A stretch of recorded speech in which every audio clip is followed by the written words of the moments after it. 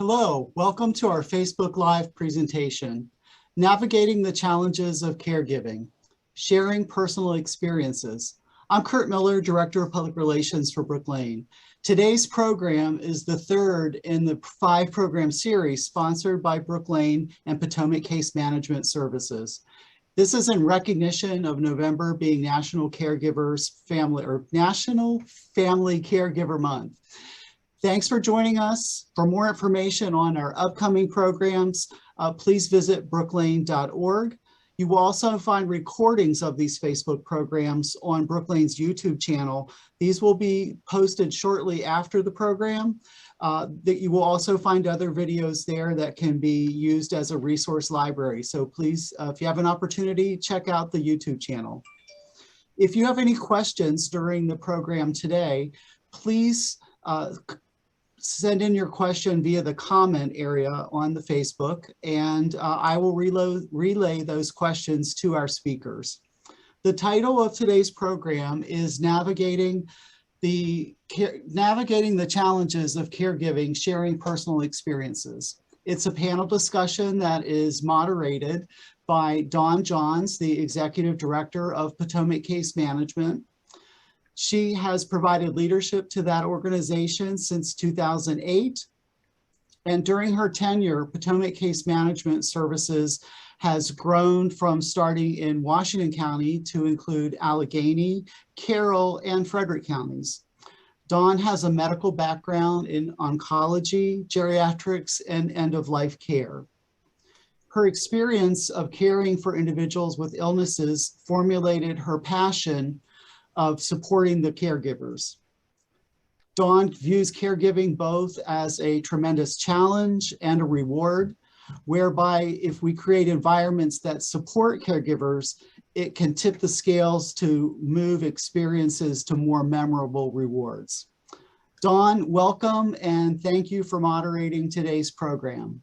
I just thank Brook Lane for the opportunity, the introduction. Kurt, thank you for that. And to these ladies for joining us today to talk about their caregiving experiences, and hopefully what our audience will glean is some type of validation during their caregiving journey, or maybe even as they're beginning to prepare to be a caregiver. What we do know is that women are likely in their livelihoods to be a caregiver at least 3 times to children, spouses, and parents. And for many caregivers, it can be even more than that.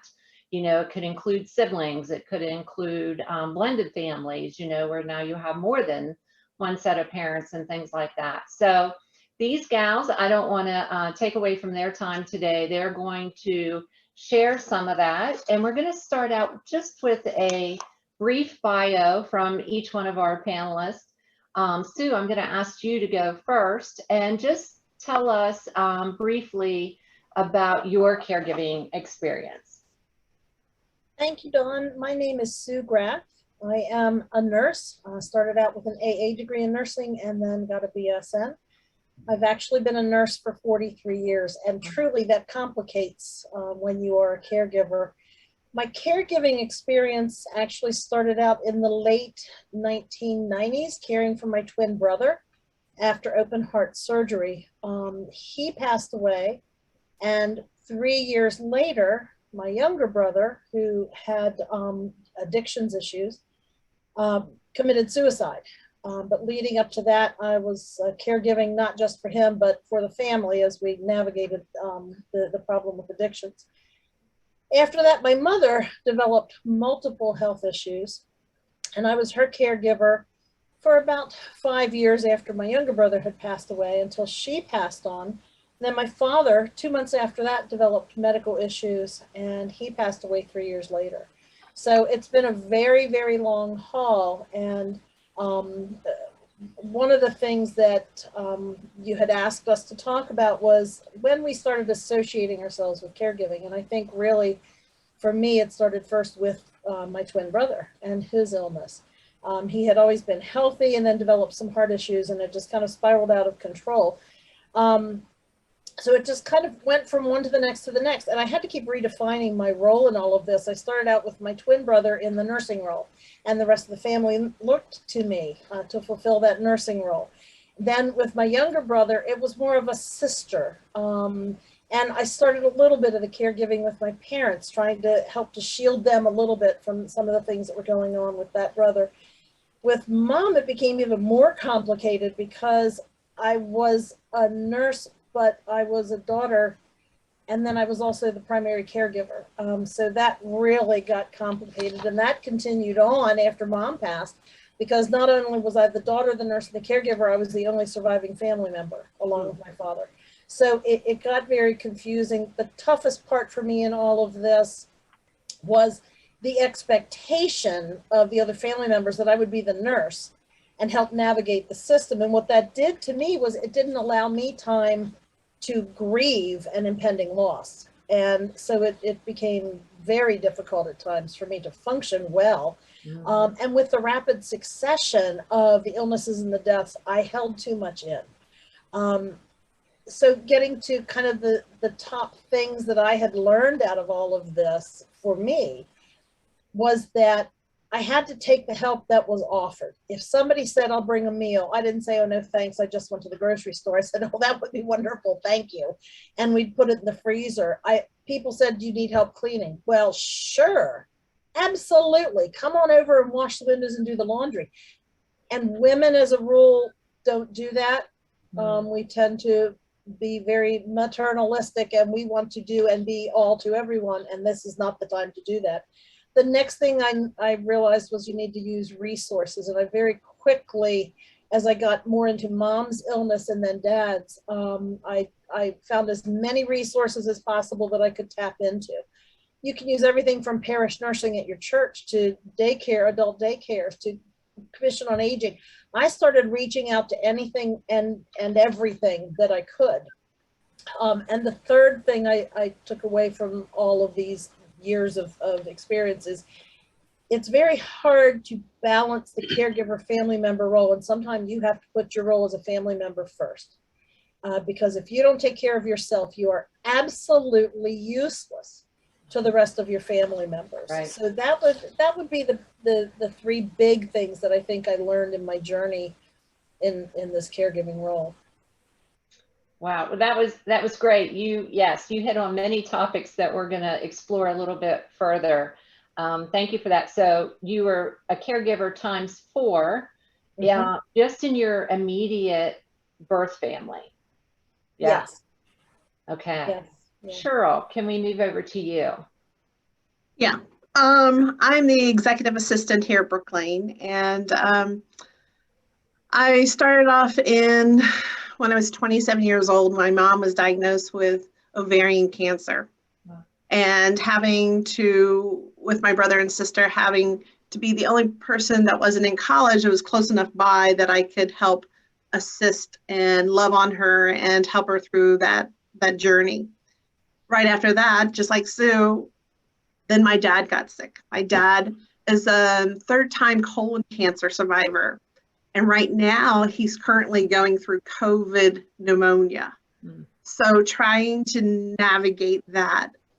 And then 2 years after I was remarried to my current husband, my mother-in-law moved in with us 6 months prior to COVID. So being a newlywed and then having your mother-in-law move in with you, we love her and want to be with her and help her. We had no idea what it was going to do because we never navigated COVID.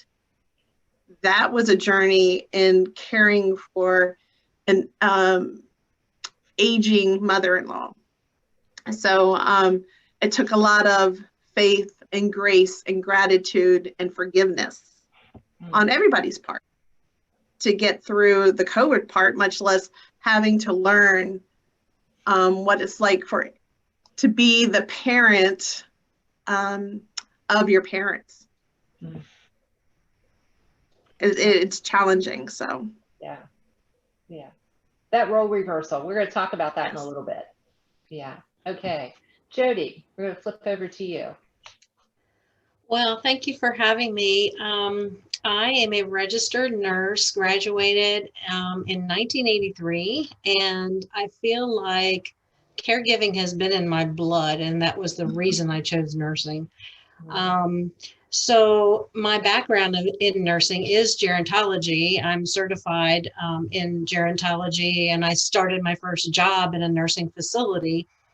Worked there many years, moving on to end-of-life care through Hospice of Washington County, and now I've been 8 years here with Potomac Case Management, working with individuals who do need that assistance in navigating the healthcare system, and as a geriatric care manager, helping them to find resources and navigating the journey with them as a support person and an advocate.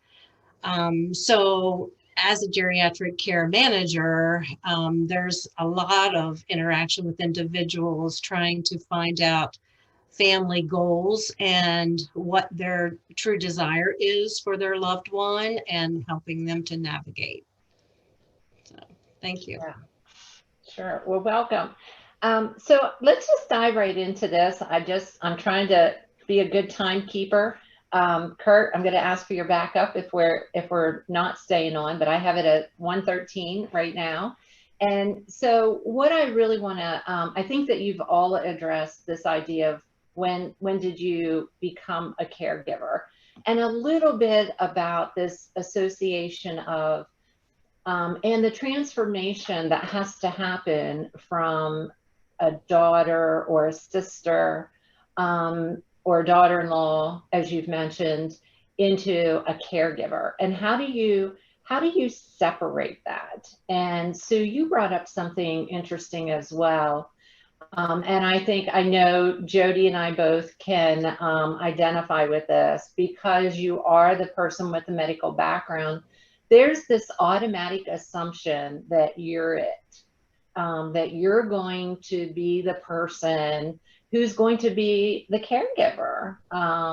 So I'd just like to hear your thoughts on that, because I'm sure that there are many in the community and many perhaps listening that are like us, that do have a medical background, and the family assumption begins, you're it, you're the nurse, you know what's best, we're going to follow your lead. So can you just talk a little bit about that, and what your recommendation to people that find themselves now being a family caregiver, like, how do you separate what I do in my professional career versus what I now need to do in my personal life? That's a big bag to unpack there. That's a tough one. I think the first thing you have to do is stay strong enough yourself to say, this is how much I can and will help as a nurse. And this is when I've reached my breaking point and I need to be the daughter, the sister, the grandchild. You have to do that. And that is so incredibly difficult.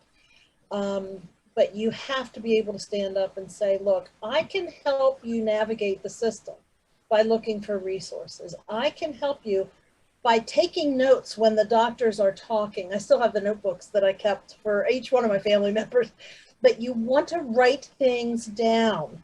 And as a nurse, you're very able to help decipher what all that medical jargon is saying. But you need to involve the other family members too. You can't get to the point where they zero in on you and throw you in the middle of the fire and you can't get out. You have to say, okay, I will help, but here's what I want you to do. Nurses call it delegating. And you have to delegate to your own family members sometimes and say, yeah, I'll do this part of it, but now I need a little bit of time. If you don't take time for yourself as the family member, you're eventually going to be useless to everybody else. And you want that time. When you have somebody that is critically ill, you want to spend time with them as the daughter, as the wife, as the sister. You want that quality time with them too. And it's unfair to yourself if you don't give yourself and allow yourself to have that time. Exactly. You know, you really hit that very well, that point of, You really do. You have to kind of draw the line in the sand, don't you? You have to say, this is what I can do. This is what I'm willing to do, but this is also what I need, you know, as the daughter, as the wife, as the granddaughter, sister, whatever. This is what I need too. Cheryl, in your example, in your family now, you are not by profession a medical caregiver in any way. So Right. how did you assume that role of family caregiver? You know, I don't know, except for the fact of I believe it's my gift to love on people and to take care of people. And that's where my faith is strong. And it just felt natural to me. And I take it all on, and I have taken it all on. And I wish I would have listened to Sue earlier, because I would have said, I can't take it all. Because there's some days that you think that you need to do it all. Because no one else can do it like you. Just like when you bring up your kids, no one else can put your kids to bed like you can put them to bed, right? Right. So only you see the good and the bad and the ugly all the time, where the siblings on the outside see your parent only on the good days, or the I'm going to make it look good day, right? So, and that's a hard understanding, that I don't have a nurse background, but also understanding that I just want to do it because I want to love on my family and help them have the best outcome I possibly can give them. But the downside of that is I feel guilty when everybody else isn't happy with what I'm doing, right? You feel guilty. You're doing your best. No one gave you the book on how to do this. You're just doing it the best you can and the best you know how. And you ask for advice. And I did a lot of that.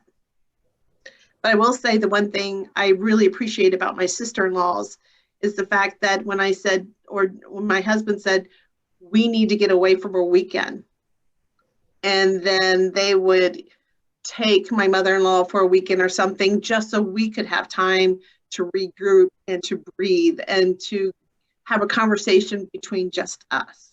You know, so it's a difference between taking care of a father who lives on a farm and we can go help them take care of the farm, versus someone living in your house 24/7. You know, you can take those breaks when someone lives far away versus someone lives close or in your own home. Yeah, that's a really good point too, is sometimes we're caregivers long distance. You know, we're, you know, caring for someone, and I know in our profession, Jody and I have experienced this. And sometimes because, you know, nucleus families no longer they don't all live together or in close proximity like they once did. And, you know, there may be somebody now, you know, in California, and somebody's in New York, and somebody else is in the South, you know, and so how trying to bring that together, that's all going to get in more to that family dynamic. So it's really remarkable, Cheryl, that one, you have a heart big enough to do this. And two, that you learned so much, you know, you had to learn, whereas if you are a nurse or you are in the medical field, you do have some of that basic knowledge that can really help you. So you can draw from that rather quickly and say, okay, well, I gotta look at all my resources and see what's available. I gotta make sure I have this, this, this, and this. And so you can kind of navigate some of those fundamentals of caregiving rather quickly versus someone who's a lay caregiver. And I think that that's certainly what we want to talk about a little bit today too, is the resources and how important that is for caregivers to not feel alone. Absolutely. You know, and you brought up the point of, you know, you have someone living in your home and you're caregiving for them 24/7. That is very different than, you know, dropping in on somebody once or twice a week and checking on them and those types of things. And we do see our caregiving experiences, they do kind of transform like that over time. You know, it might start out with a weekly check-in or something like that, and then before you know it, somebody's living with you full time. Right. And that can be a very different dynamic. Jody, did you have anything to add about their caregiving? For me, I can identify both with Sue and with Cheryl to a degree. Sue, because she is a nurse and I'm a nurse. And I think because of that title, a lot of people do come to us asking for answers to questions. Sometimes we can provide it, sometimes we can't, but they look at us as being the experts.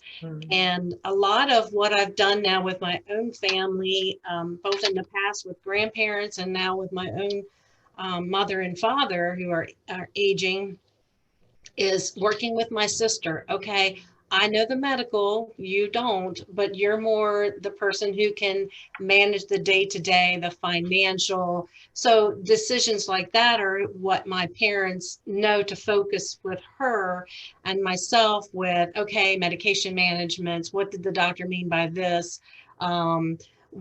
Administering actually injections or keeping track of different medical situations, and that personal caregiving setup, getting equipment, things like that, that are more easily for me to know because I have the medical background and connections with resourcing and things of that nature.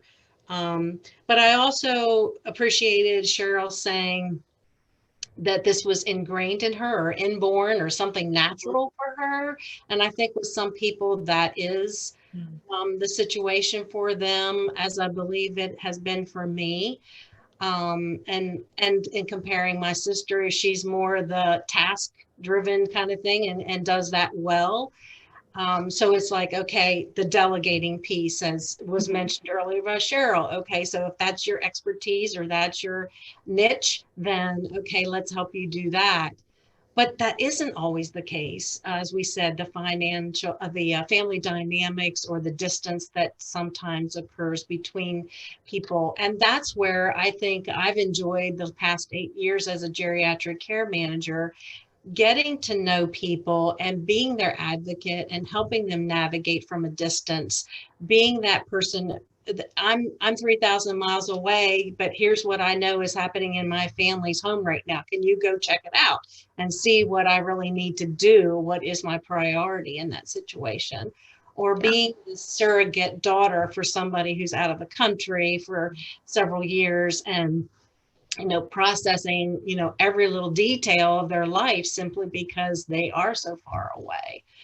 And that's been a heavy burden at times, but it's been an enjoyable experience. And I think it has helped me to grow also from those situations. So it's been a real blessing for me. Yeah, so this idea of family dynamics, I think that certainly whenever we see a loved one, and Sue, you had mentioned about your younger brother's substance use, I think more and more families are being faced with that aspect in our lives today versus maybe 20 years ago even, and how the entire family becomes caregivers almost for this person who has a substance use disorder, and the whole dynamic that can take on. So Jody just did a really great job demonstrating how she and her sibling have divided up the tasks. I would go on record in saying I too have that in my life, but I think we're the exception. I think more families are similar to Cheryl and Sue in that one person really assumes the caregiver role. So I just want to move into that a little bit here so that our audience can begin to think about this. And how do you delegate, or how do you have a family conference? And that's something then Jody will come back in and I'm sure talk about. But how do you get the family on board, so to speak, when they aren't on board? How did you do that? And what would you recommend to people who are taking it and maybe they did it as you did, Cheryl? You wanted to love on your family members, you wanted to take care of them, but it's not too long that you realize maybe you're in over your head because you have a life, you have a job, you have family to take care of, and now you're taking care of like major caregiving. That's a heavy lift. So how can you speak a little bit about your experiences in your family dynamic? Did you did you have other people to share that with? Or number two, if you didn't, how did you navigate that without having any other family support? I was very fortunate to have a cousin who just, I swear she's earned her wings and her halo, I don't know how many times over in the course of our lives. She's only a few years younger than I am, and we were both in town here together. And she had her father, my uncle, who was disabled over time, progressively worse, wheelchair bound. So she understood the effects of caregiving and jumped in so quickly. Every time I needed any kind of help, she would just show up with a meal. She would call me or text me and say, what do you need? She would tell me on a Sunday, hey, I'm going over to visit with my uncle. You don't go over and see your dad today. You take some time off. So she recognized, she was very intuitive that way. Within our family, things became very dysfunctional because of my younger brother's addiction. And for that, we needed professional help. And the first thing we did was reach out for professional help. We reached out for therapy and used that over the years. Not necessarily addressing my younger brother's addictions. That was a whole separate issue of therapy. But we went for family therapy. How do we deal with this as a family? What's the best way for us to handle this? And that really was a key for us in how to divide that up, because who out there knows how to deal with addictions? I mean, you need a specialist for that. And the ramifications of that on a family can be devastating if you don't get the right help. So we did that very early and kind of divided up how we were going to handle different situations then amongst ourselves, with that therapist kind of taking the lead. So that was the big thing for us, was getting that therapy. When it came to the medical part with mom and then dad, there weren't really family dynamics that could change at that point. At that point, we were very small, except for my father's growing grief, knowing that mom was going to pass and he was going to be left alone without her. And that was a whole other different shift in the dynamics of things. And we had to just work through that one step at a time. Yeah, I think you're right. So many times these are not things that you can plan to an extent, but just like you said, with your father, you can't become the wife now. So, you have to navigate that one step at a time, and what that might look like. I just don't want to move on yet, because you brought up some really great points. And the one thing I was hoping you would say is we do have to look beyond our immediate family sometimes. And the fact that you had a cousin, that's extended family, right? So that's one of the things that, we always want to look at in caregiving. Sometimes, like I have two brothers. So, if I were to say, well, one brother's really good at this, one brother's really good at that, but, it all falls on me. It doesn't. We all help and we all do our part and we do different things. But so many times I have worked with caregivers, and as has Jody, where it is one person and one person is feeling it, but before you know it, when you sit down and you have this conversation of, okay, well, what about a best friend? What about a church member? What about somebody in a sorority? Before you know it, they can extend that line and they can begin to pull in resources that they didn't always think about. Like, what's my responsibility? I'm the daughter. Well, no, but you do have this cousin. And I know just from my years in working in oncology, the one thing you've got to do is you've got to accept the help, right? Caregivers have to accept that help. And you were willing to do that. And as you said, she was very intuitive as to what your needs are, and could almost kind of read your mind at times when you needed that break. That's really awesome that you have that. I know Jody has that with her sister. So Cheryl, did you have that? Did you have somebody that really kind of came alongside you and helped you? You know, with my dad, my brother and sister, we thank goodness for Zoom because we have conversations and bounce things off of, and how can I help you? Can I come up and spend some time? So technology has helped us in that aspect. Yeah. But for my mother-in-law, going through having her live with us during COVID, there weren't any place to go to. Yeah. There wasn't a place to go to. I couldn't reach out to any help because everybody was working from home. I couldn't go to an adult daycare because there was nobody to take, I mean, no place to take her. We tried to hire staff to help during the day when my husband and I worked, and we couldn't even do that because there was no staff who wanted to come in. So there's a limited amount of assisted living during the day. So that journey taught me a lot of, I can't do it all on my own. So there was a lot of nights that I was on my knees of what do I do next? And I am so blessed that I work at a place that we have a pastor here who I could go and just like unload. And it was such a small nucleus of people I could go to. Now, there are more opportunities. But the problem of that, when that happened, my husband and I became very, we can do it all by ourselves. And that was draining, very draining, because then we didn't want to, we knew we couldn't take her someplace else because there was no place to take her. We couldn't take her to the grocery store, couldn't take her to church, couldn't meet with her friends, you know. And then during that time, she lost her driver's license.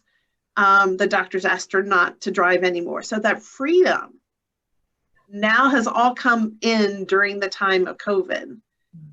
And a lot of depression came, a lot of, I just want to see my family. Well, we can't do that. We can't cross the state line. We can't do X, Y, and Z. So the challenge was trying to find normal in COVID and being a caretaker and trying to stay positive and to make sure your family were on the same page as you, you know? For me, I could drive to Emmitsburg to my dad's farm and say, here, I'm dropping off dinner. I'll put it at the front porch, right? You can do things if he lives on his own with his wife, and you can do those little things and call and check on the phone. But for someone living with you that just can't get out and their memory isn't always the way it should be, they forget some things and remember other things, that's challenged as well. So I feel grateful. I feel grateful I was able to love on my mother-in-law the way we had. Did I do all the right things? Nope, sure didn't. Did I do them right? No. But that's where I have to allow myself grace, because this is what I'm doing out of love for another person. Yeah, you know, when you opened, and I think you used the words faith, grace, and forgiveness, I thought that was just some really awesome words to, you know, that I'm sure many caregivers can put into place. In speaking in general terms, I would like you, if you don't mind, to talk a little bit about this idea of a blended family, because it is a dynamic that as caregivers we see can really make the road, quite honestly, bumpy, or it can make it a fabulous experience too. Honestly, my professional experience, I would have to say it's made it bumpy because, you know, you've been in a family, you know, your entire life, you know, with your dad, and now you're in a blended family situation. So can you speak a little bit to that and how you navigated that as a caregiver? Because I believe in today's society, there's a lot of blended families and caregivers who could be in that same situation. You know, it's funny, when my husband and I got married, he has 2 children from previous marriage. I have 2 children. adult children. And we were sitting and writing our will. And it's like, which one of our children are best at doing X, Y, or Z? Who's going to be the one that's wiping our backside? Who's the one that's going to be calling to get the best medical help for me? And who is going to be there with me at every appointment? You seriously have to think, break it down, because we're all not gifted in each one of the, in everything. You have to find the right people, just like we're talking about. So when I came into the picture, I'm almost 60 years old, and I'm helping my husband take care of his mother, who they've had 83 years of knowing a personality. I know how to navigate my dad's personality. I was just learning how to navigate my mother-in-law's. So things I thought would make everybody happy, because that's the way we always did in my family, is not the way it happens in other families. So you had to take a step back and sit back and allow others to do their thing and learn from their experience. And It could be Cheryl, I'm sorry. Sorry to interrupt. Cheryl, how did you do that? Did you actually sit down and have a family meeting to bring all those points to view, or? We did, we had to. For instance, I know this is crazy, but my husband's side of the family, they don't have a big Christmas or celebrate birthdays, in a big way. My family on the other side, we do. And so when you lavish on somebody or celebrate birthdays in a big way, it's like, no, we don't do that. Mm-hmm. So it's a change of, what's your celebrations, just little things like that. Or in my family, if you're not 10 minutes early, you're late. In his family, if you're not a half hour late, you're early. It's just those little things, but it can throw a monkey wrench in a big way. The expectation is unrealistic that they put on you and you put on them. Yeah, absolutely. This whole idea of exactly what you said, that's family culture, right? We have work culture, we have societal culture, but that's family culture. And just as you said, you since the day he was born, he knew his mom. And in just a couple years, you're now caregiving for his mom. So, that's a whole nother ballgame when you have to learn the little idiosyncrasies of the family. And now you're navigating, and he had sisters, correct? Right. So, I mean, you would think that the sisters would take precedence over a daughter-in-law, right? But they all live far away. So we're the only ones who live close by. So that was a difference. Yeah. And then, that we're the ones invited her to live with us because we were the ones seeing the day in, day out decline. Yeah. They would see or hear on the voice, oh, mom's still the same. But we would see things like she wasn't taking her medication correctly. She wasn't eating well. She was getting UTIs constantly because she wasn't drinking enough water. It's just those things that we would see a couple of days a week when we drop by her house and realize, hey, your medicine hadn't been taken. Now we have to take you to the doctor because you've not done X, Y, or Z. Yeah. So extremely good observations there from you, because they are so common. When people are at a distance, they don't realize the decline that the person who's the nearest views and witnesses.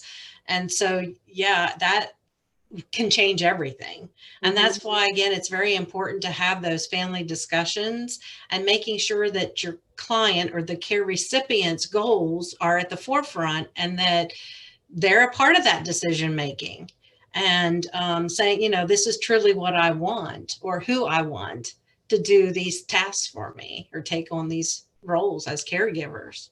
But what I will say, and I will own up to it, what we did poorly, my husband and I had conversations with my mother-in-law because we were with her day in and day out. My husband would just drop saying, oh, we're going to do this, this, and this. We didn't have that big conversation as a full group because we're right in the middle of COVID. We'll just take her on. But that was wrong on our part. We should have said, what do you think? You know, we just, because everybody else lived far away, we just took it on. Mhm. Yeah, and that really plays into these dynamics that we see happen in families, right? Very unintentional on your part, but as you said, you're there, you see what's happening day after day after day, and so you just kind of jump into action. And that might feel very quick to other family members that aren't seeing the decline, or it may be they're sensing a loss of control. This is their mother, and all of a sudden, you know, their brother and sister-in-law are making all these decisions and they feel like they have lost control of, you know, they're helping with their mother. So I think that's just really, if we can get points across today, that's what we want to say, is just thinking about some of those types of things of, you know, how can this caregiver experience be better for everybody? And what we always want to do is bring people around the table, and sometimes around the table means exactly like what we're doing today, right? It's through Zoom or something like that. It's not sitting at a physical table anymore. And having those discussions about, here's what we're seeing. We see her every day. Because so many times I know that when family caregivers become caregivers, it's almost in the midst of crisis, or it is in the midst of crisis. You know, their loved one has gone to the hospital and they get a call from, you know, the hospital saying, you know, your mother's been admitted, you know, that type of thing. Or it's like you live long distance and you come home for, say, a Thanksgiving or Christmas, you know, some celebration, you come home for a visit and you see the house is in disarray. You see that there's bills tucked away, you know, and things like that. And you're like, well, wait a minute, something's not right here. What's going on? And so, you know, you kind of preempt some of this other conversation that could happen, as what you were saying in your situation where you saw that daily change. It was just, you know, a little bit of forgetfulness to maybe communicate that to everybody in the family. So good point for people participating today is, you know, just to think about communication. It is that one word, you know, we can never do enough of, really, with the other people. And whether that's, you know, communicating to others what our needs are as far as a caregiver and the help that we need, or communicating to other family members, you know, what's happening and why you're thinking that this might be the next course of action and that type of thing. Jody, did you have anything to add about family dynamics? I'm sure you probably want to just talk a minute about care planning for families. Yeah. Again, as I mentioned before, that's one of the first things I tell people is that we need to be sure to include the care recipient in conversation and identifying what their true desires are. Do they want to remain at home the rest of their days? Do they want to, you know, downsize their home and move into assisted living? Any of those types of things are really important. Even just what kind of care. You had mentioned in conversation about you're the daughter-in-law, but maybe you did the personal care, or maybe someone else of a different gender maybe needed to do that, and how that transition or how that felt, whether that was appropriate or not, and making sure those are conversations that you have as well.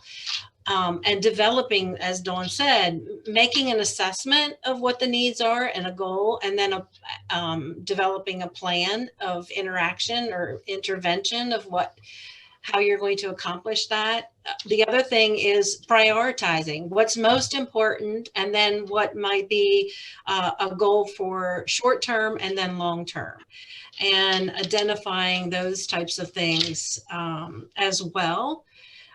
And one other thing that I know you ladies have touched on is the self-care portion of this, and how you did what you thought was right at that time, and making sure that you're taking care of yourself as well, that your needs are met. Because over and over and over, I tell people, you can't be a good caregiver if you're not first putting your own needs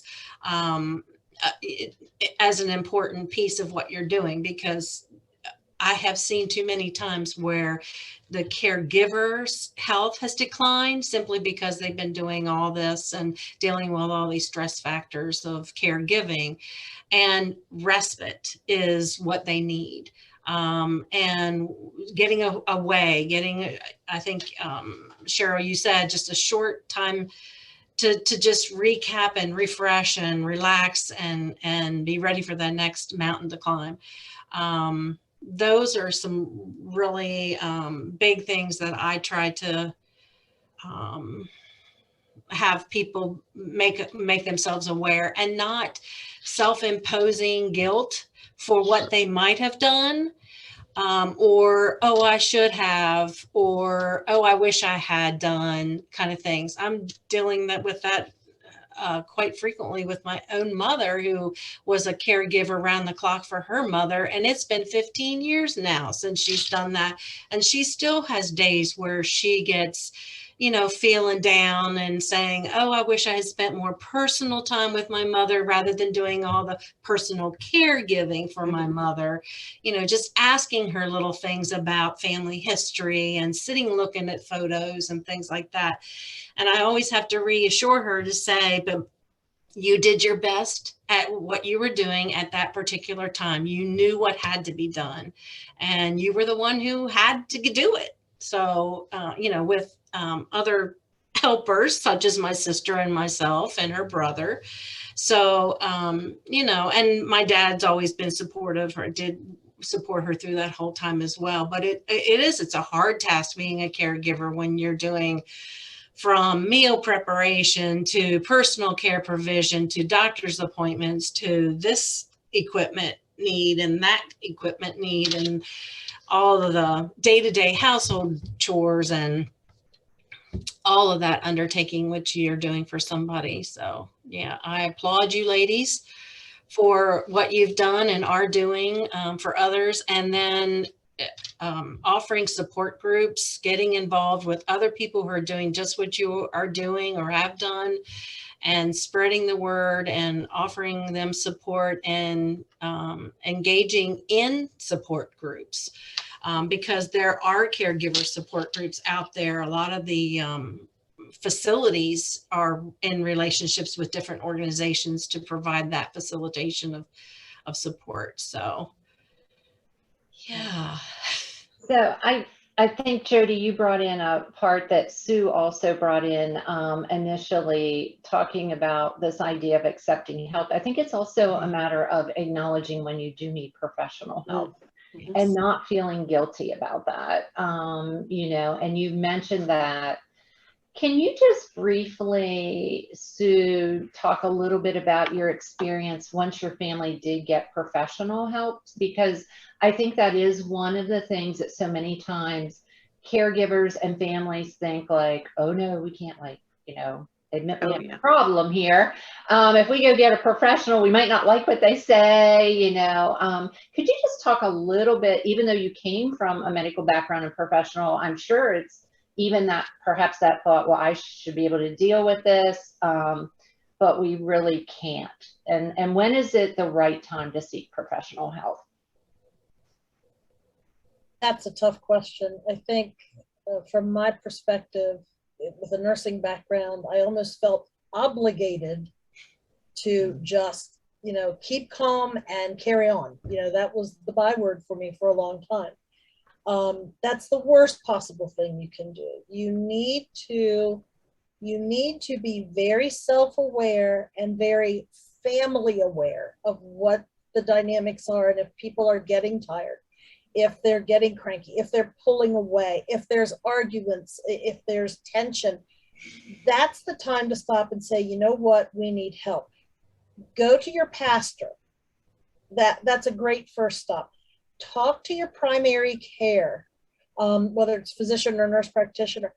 Start talking to these people and say, this is what's happening in my family. We need help.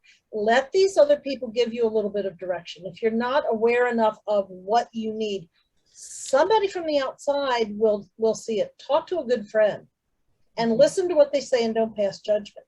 Mm-hmm. Don't wait to the point where I did, where I ended up standing in the middle of a grocery store one afternoon, not exactly sure where I was and what I was doing there.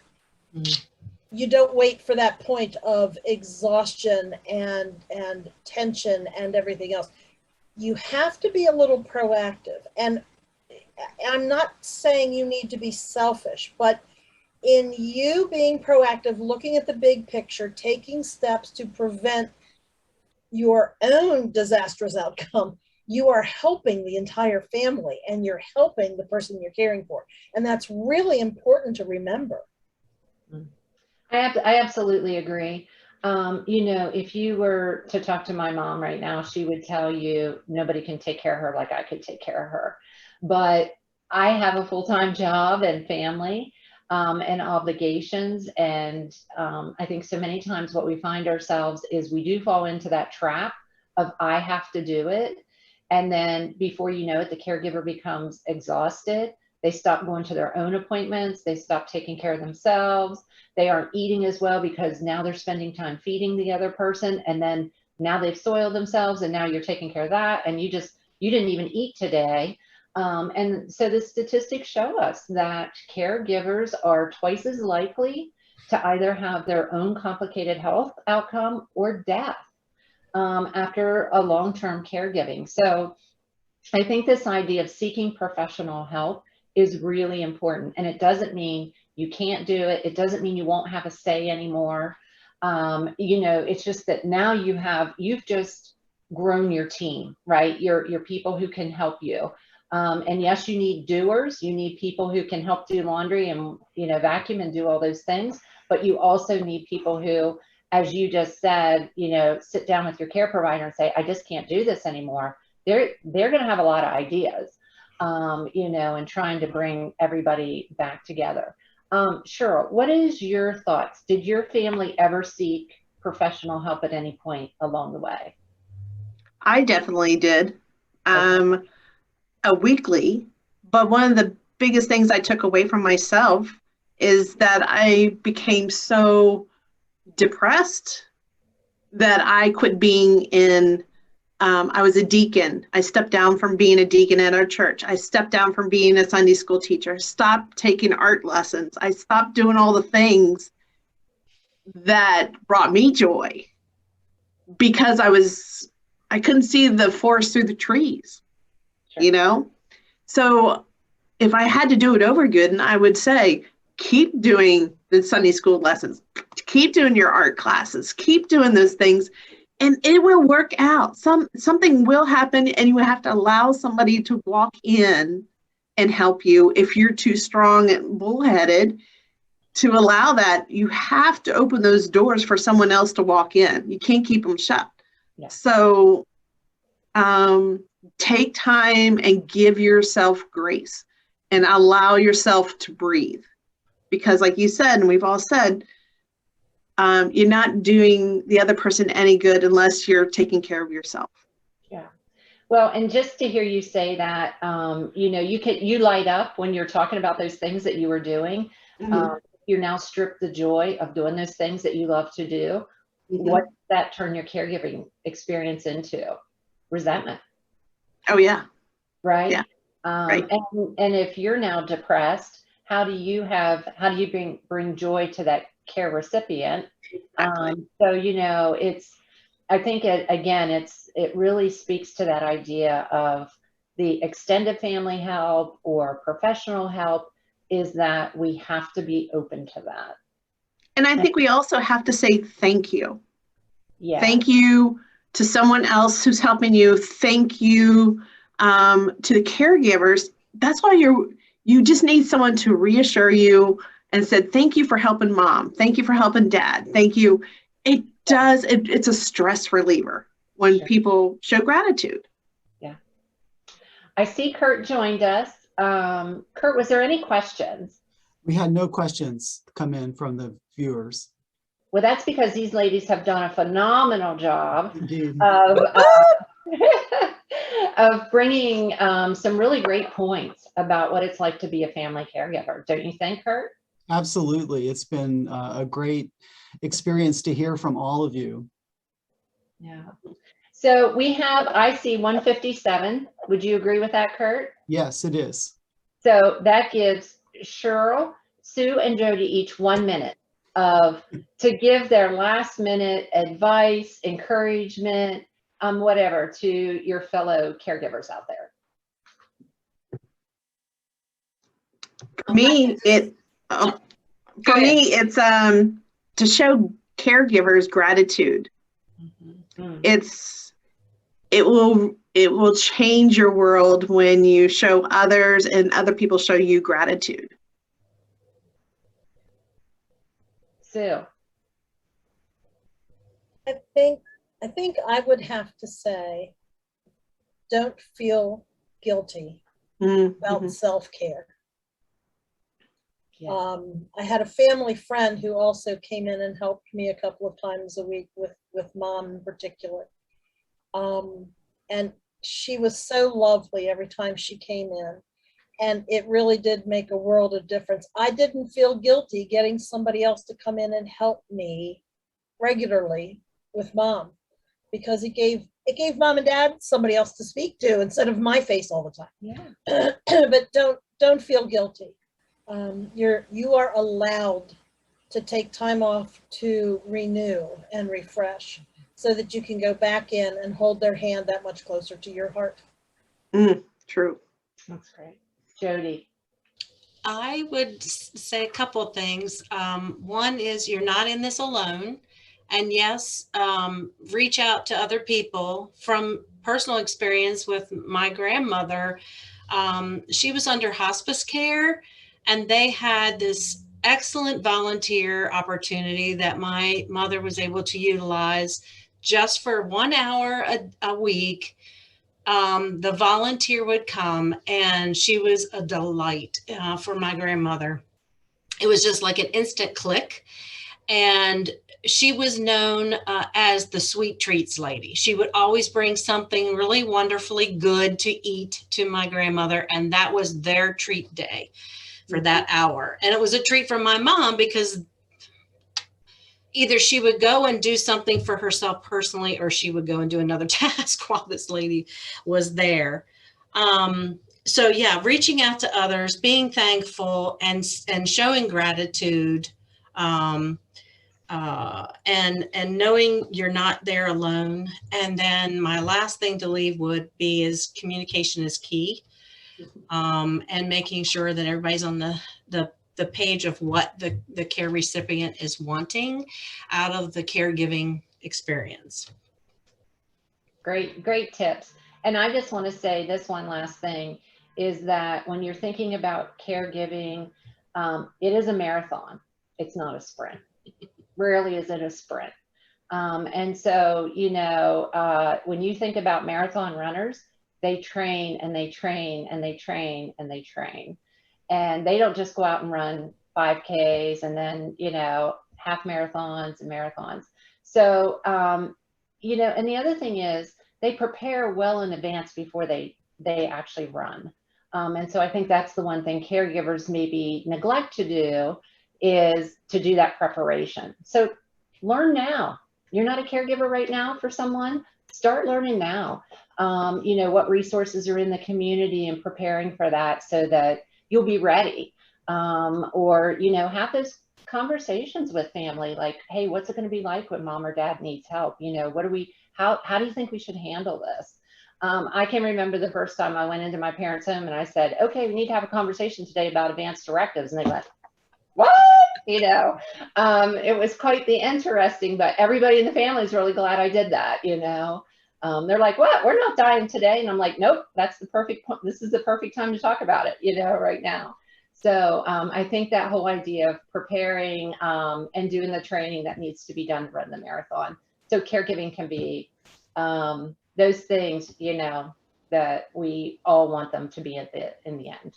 So thank you all for your time today and participating. Thank you. Appreciate that. Thank you all for sharing your personal experiences, and please join us for our future programs.